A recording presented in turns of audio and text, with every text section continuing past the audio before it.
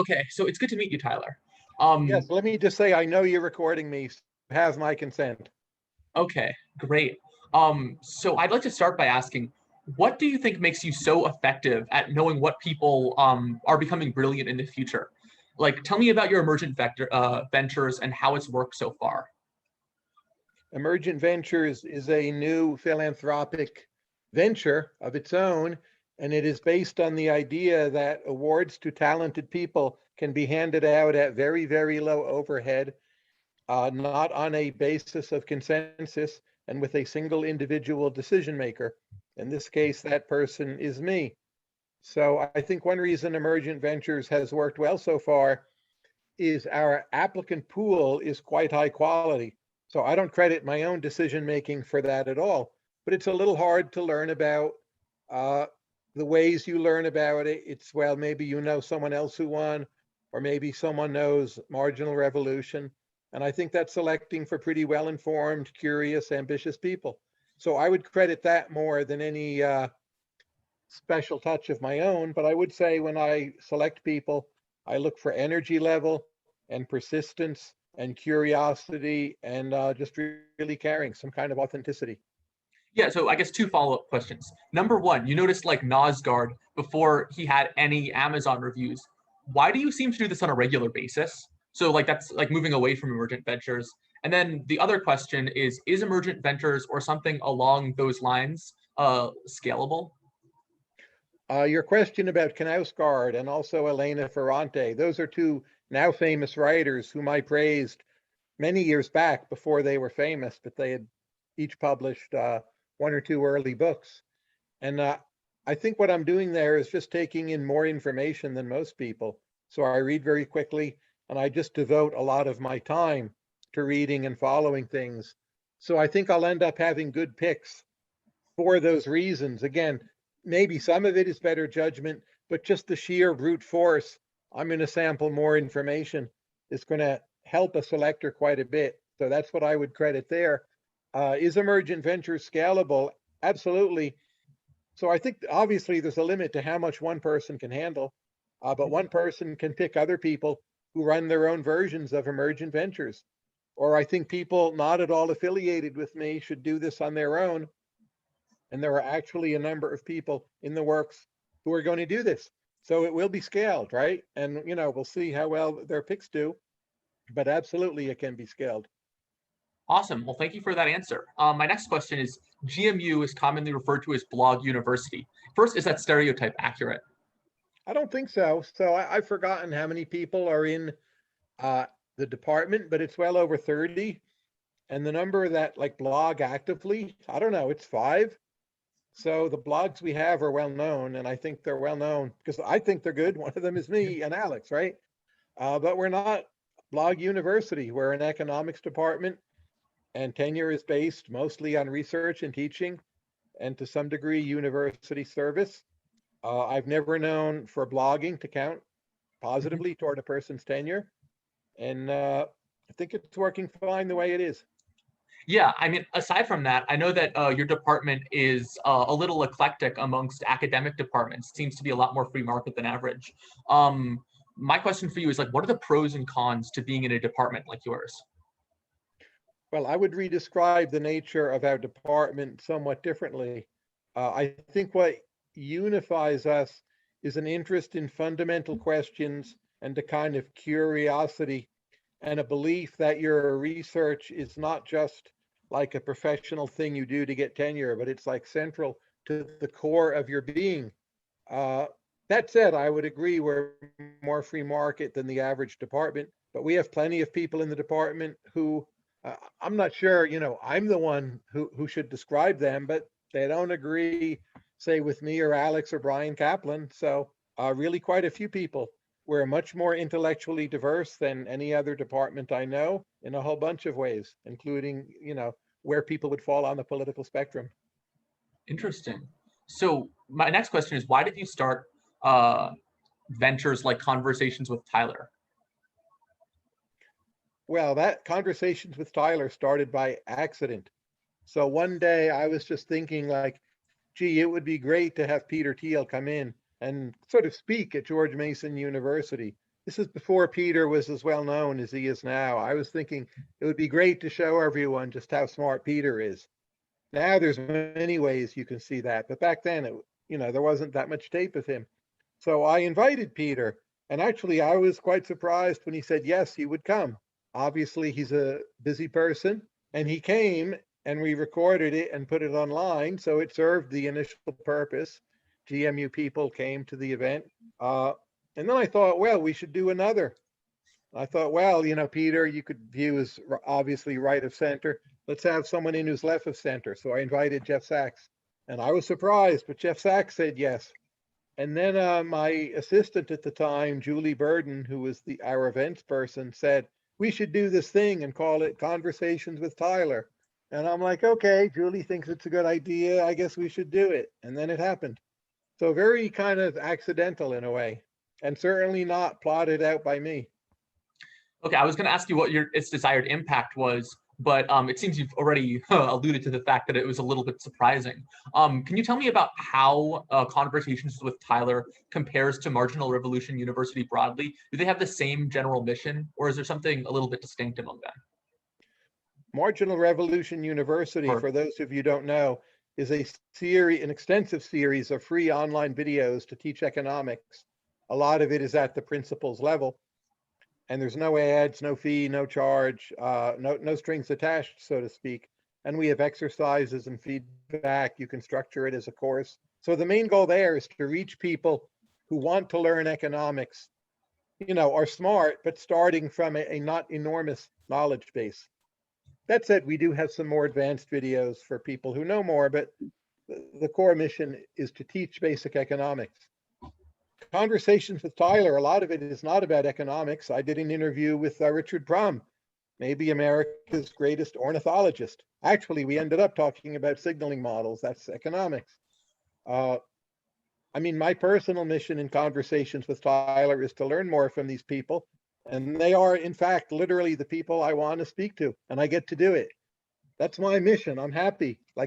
Does it in other ways enlighten and entertain people? Well, probably, or they wouldn't listen, but I'm very happy with, the selfish account of it because it's good for me. And to be clear, I'm not paid to do either one of these. I just think they're important, and they're important for me.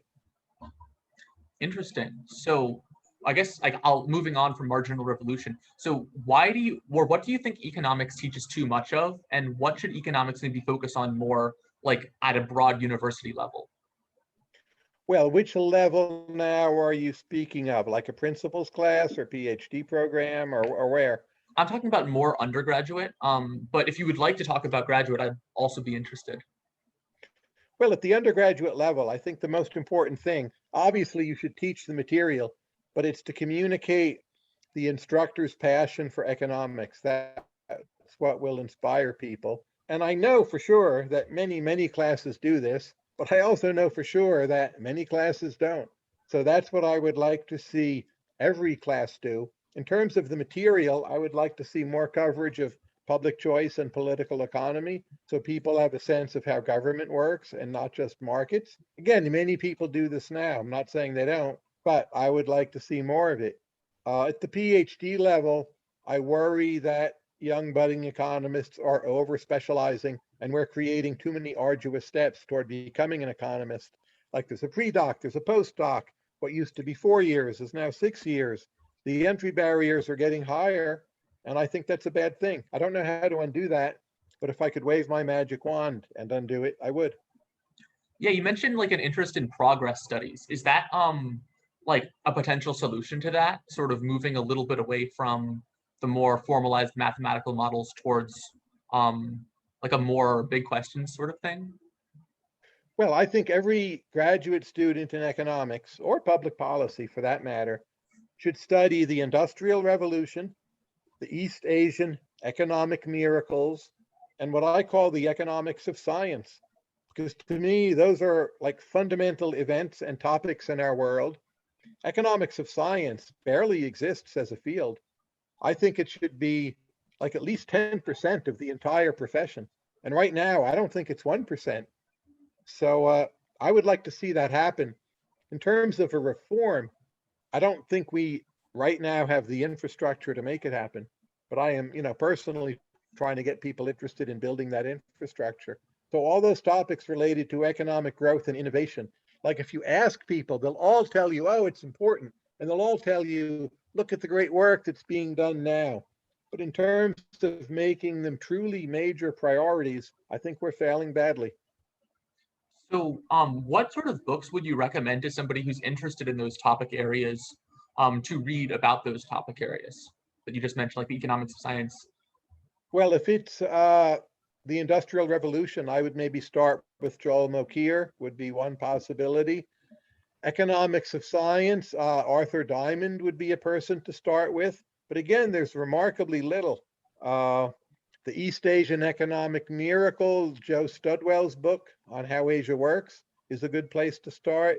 But I think, there's not any single work that can really encompass the import of these topic areas. Interesting. So I guess I'll move a little bit more towards the books you've written because I spent the weekend reading about like 3 or 4 of them. In your love letter to big business, you argue a couple shocking ideas: that businesses lie less than the average person, they provide better working environments, and that most CEO pays merit based. Why did you decide to write this book, and what specifically do you want people to take away, like in a few words?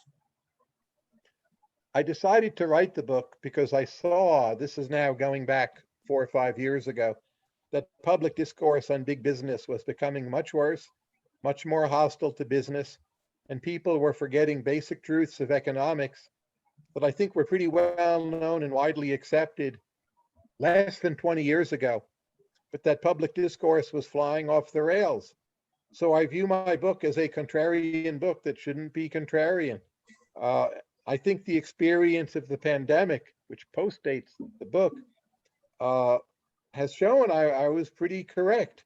That Zoom, which we're speaking over Zoom now, and Amazon, a lot of big businesses did remarkably well keeping things going. I think overall they performed better than either our governments or even just individual citizens. Obviously, Moderna and Pfizer are getting us the vaccines, absolutely with the help of Operation Warp Speed and government, but nonetheless, pretty amazing. And you have to credit big business for that. Moderna was not a big business until its vaccine, and now it is. To me, that's great. So do you think there was some pros in the handling of the pandemic in terms of decentralization, or do you think that overall it was a especially bad case of like institutional delay or rot or whatever? Well, if you're talking about the United States, I think we probably had no choice but to have decentralization. We just don't have a federal structure for a country this large that could have done better than what we did. But that said, I think decentralization turned out to be problematic in some key ways. You've had a significant number of states dabbling or even obsessed with what I would call bad science, or with complicated but excessively negative attitudes toward vaccination, or leaning into outright denialism. And then you've had a bunch of states, most of all California, that have been too risk averse and not known when to move on and restart their economies at full speed. So I couldn't say it's a great performance. But again, I'm not sure what the relevant alternative is. I think it would have been better education, a public health community more on the ball, more responsible leadership from our 2 presidents across the pandemic, and so on. If you look at the countries that did best, like some people say Denmark did best, you can debate that. But Denmark obviously is quite a small country. Some people think Singapore did well. Again, quite a small country. Larger countries had many more problems. Do you think that's an argument for a decentralization broadly because small states tend to perform well because they know everybody, or do you think that that's an argument that people who've like been through a lot of these things before, like I believe Singapore had the SARS virus, Right. would you like which effect do you think played the bigger role in containing this virus effectively? Some of it was just luck. So like when you were able to shut down, some of that was skill, but also an element of luck. I don't think you can just have small states. So I think if you took the 20 best governed countries in the world, a lot of them would be small states. But small states are vulnerable, and ultimately they rely on big states. And the big state they rely on most is our United States of America, which is extremely big and powerful and is a bully and often does rotten things abroad, but it does in fact help secure Singapore, Canada, Denmark, and many other places. So there's some kind of dialectical balance between big and small states, and you hope they complement each other. But I would just say during a pandemic, a large national unit is not obviously where you want to be, but it has Yeah. other advantages. So when borders are closed, I'm in the USA, I'm not bored. I've got 50 states, right? You're in Denmark, or see at Singapore. Singapore is the size of my Fairfax County. You're stuck. So, the larger units did have some advantages. And you could pick many people, not everyone by any means, you could pick which part of the US you wanted to live in. So if you had the means to do so and you were super risk averse, well, move to Vermont, right? I know people who did this. If you want everything to be open, well, move to Florida. I know people who did that. That's an offsetting advantage. I wouldn't say it offsets our large number of deaths, but it is an advantage. Whereas if you're in New Zealand, like that's the policy you get, right? Nowhere to go. Yeah, how do you think states should try to balance civil liberties versus dealing with like large scale disasters, especially because politicians often selfishly use these? I mean, I read the recent Connor Friedersdorf piece about how Australia traded away too much freedom. Is there like a method of really figuring this out effectively? I don't know if there's a method, and I'm not sure there's always a clear right answer. I think during a pandemic, you do need to suspend some civil liberties in most cases. But I would agree that Australia, New Zealand went way too far. And most of all, they were far too sluggish about taking the actions that would allow them to liberalize, like buying vaccines early on. That to me is their bigger mistake. Uh, I think we needed a lockdown in the first 3 to 4 weeks, but we needed that lockdown because we didn't prepare in January. And many people, myself included, were saying repeatedly, we need to prepare now so we don't have to lock down. And no one listened. So in that sense, we shouldn't have done the lockdowns. What we needed was advanced preparation. I think after that, there are many activities we were far too slow to liberalize. The most important of those has been K through 12 schooling. But this whole, oh, you can't walk on the beach, have to wear a mask when you're solo jogging, right? That's just crazy. And not even any practical gain from it. If anything, you push people indoors and make things slightly more dangerous. So I don't know of any country that got this stuff right. Interesting. So it sounds to me like you think our political institutions have largely failed us during this pandemic. Has this been like a trend throughout other types of things? Like I know we've been reading about, or we've been seeing the Afghanistan war. Like our political institutions broadly failing us? And if so, why? And or if not, why not? I mean, that's a difficult, big question to answer. I think certainly the war in Afghanistan went very badly. But if you look at most of the federal budget, Social Security, Medicare, Medicaid, interest on the debt, I'm not saying I agree with all of the structures of those programs, but just like on a daily basis, I mean, they operate, right? Like Medicare does reimburse doctors and hospitals. They have billing codes. I'm not saying you have to like how it all is, but you wouldn't say it's failing in the sense the CDC, the FDA, or the running of Afghanistan were failing. So I think it's a complex picture. Our government is very bad at doing new things, is one thing. I think it's pretty good at cutting checks and sending around money when you don't ask too much of it. It does not have a lot of operational capacities in the way a lot of the East Asian states do. Those are governments that are used to doing very concrete, particular things, like Singapore, South Korea would be good examples there. So it's a complicated picture. You need to know like what your government's okay at, what it's pretty good at, what it's terrible at. And I think at the margin, we need to be better, much better at fast response, because we've had this lucky lull for a few decades of relatively few domestic emergencies. And, especially with climate change, maybe more pandemics, that probably will not continue. So it sounds like you're talking a little bit more about state capacity. Can you tell me a little bit more about state capacity libertarianism and why it differs from other types of liberal thought or other types of libertarian thought?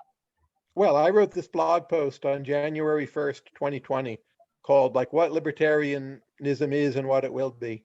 And I put forward this notion of state capacity libertarianism, which I view as a strong state, but the goal of having a strong state is to protect and extend your capitalism, not to do a lot of the things that, today's advocates of big government or a strong state might favor. So I don't think the idea is at all original. I called it state capacity libertarianism as kind of a personal joke. I was like sitting there giggling, like, let's call it something, a phrase that no one will ever use again, because it's like oxymoronic, awkward, too many syllables, like violates every marketing rule. And the phrase has really stuck. But I think it's the correct view that you need some government. You need to be like very modest about what that government can do. But if that government cannot perform its basic functions, you are in a great, great deal of trouble. That's the core idea, not at all original to me. Maybe I rephrased it or shuffled the pieces around somehow. But to me, it's just common sense if you believe in capitalism and markets and like broadly democratic society with a constitution. So what political issues, because we're talking about this sort of state capacity libertarianism, what sort of political issues do you think are really underweight rated but important, and ones that should probably be talked about a lot less? Well, I think what's way important, this goes back to my earlier comment about economics, but science policy, right? Science drives innovation, innovation drives growth, growth drives human well-being. So no one debates science policy very much, and it should be one of the main things we're trying to improve, and it's not. So that's by far my number one pick. What do we talk about too much? I would say most of what you see on Twitter, we talk about individuals too much and the status of individuals and particular politicians and a kind of emotive, affective polarization. Higher status, lower status. What do you think of this person, that person? Even a lot of policy talk has degenerated. So there's a number of Biden bills pending that would spend trillions of dollars, right? Now, whatever you think of those bills, what people have argued about is AOC's tax the rich dress. And that to me summarizes everything that's screwed up about us right now. Yeah, of course. So on that note a little bit, you argue that the Great Stagnation is starting to come to an end recently. Why do you think that? And tell me more. Well, the Great Stagnation was a hypothesis that since 1973 or so, technological progress had slowed down. When I first presented this view, it was considered very radical. I think by now it's become the mainstream view. And you see this in the subsequent productivity statistics, which are much lower than what they had been in the immediate post-World War II era. But that said, if you look at the mRNA vaccines and how they've driven both economic recovery and saving human lives, I think you have to say, at least for now, the Great Stagnation is over. We had a big breakthrough. It worked. It was awesome. It's going to save a lot around the whole world as well. It's not a guarantee we continue with innovation, but when I look at the biomedical space, I see so much being done that I think is going to work relatively soon. I would give like a 70% chance that the Great Stagnation is over. I wouldn't use the word permanently, but for the foreseeable future. So, we're going to knock back, sickle cell anemia, malaria, dengue, possibly even diabetes with some new results. Those are like major breakthroughs. And I think they're not 30 years off. They're not quite a year or two off, but I think that a lot of them are well within the next 10 years. Yeah, and because of the mRNA vaccine. So tell me about the healthcare trap. Is that something that will continue to matter, and have other parts of our somewhat socialized economy have similar problems? You called it the healthcare trap? Yeah, is that the wrong term? It depends what you mean. So I think it's actually natural and good for a wealthy economy to spend more and more on healthcare. Now, I don't think the US is doing that very wisely or cost effectively, but I agree with Vogel, Becker, and others who thought the more material stuff you have, what you just want to do is stay healthy. And I would spend more on healthcare if I could. I don't have enough things wrong with me yet, but I'd love to give up some money and purchase some more years or more years in better health. So In that sense, I don't think it's a trap. But when you look at the actual incentives we create, just simple questions, you want a procedure done. Can you find out what the price is, right? This is a nightmare. We've even passed laws saying hospitals have to make the price public. They don't do it. We don't penalize them. Obviously a mess. We're spending too much for what we're getting, but I do think, in fact, we should be spending more. Interesting. So I noticed a little bit of a, I guess, confusing situation in big business. So in big business, you argue for the relative success and importance of financial institutions as like major drivers of economic growth. But in the Great Stagnation, you seem to argue that there's something a little bit insidious about the amount that we're spending on that. Can you elaborate a little bit? I'd have to go back and look at exactly what I said in Great Stagnation. My current view, and my view when I wrote Big Business, is that the financial sector is fairly underrated as a whole. It's what allocates capital to pending innovations. America's is the best the world has, even though we've had a productivity slowdown. And, some significant parts of it are zero sum, but those zero sum parts don't actually consume as many resources as you might think. So, I'm pretty positive on the US financial sector. It's not always a popular opinion post 2008. But look, whenever finance gets whacked and hit badly, you fall into a recession or depression. That's the kind of proof it's doing something important. Interesting. My last question is you referenced Heinrich's work about market-friendly norms in big business. So why is the market the cause rather than the effect of pro-social norms? I think it's both the cause and the effect. I don't think we have a really good macro level structural model of how the pieces fit together. But I very much view markets as endogenous, and I view that as part of state capacity libertarianism, that you don't take the existence of the market for granted. It needs some politics to support it. That said, a trusting politics needs some market relations to support it. It's a bit of an all good things come together story. I'm not sure how well we'll ever understand causally how one piece links to the next. Awesome. Well, thank you so much for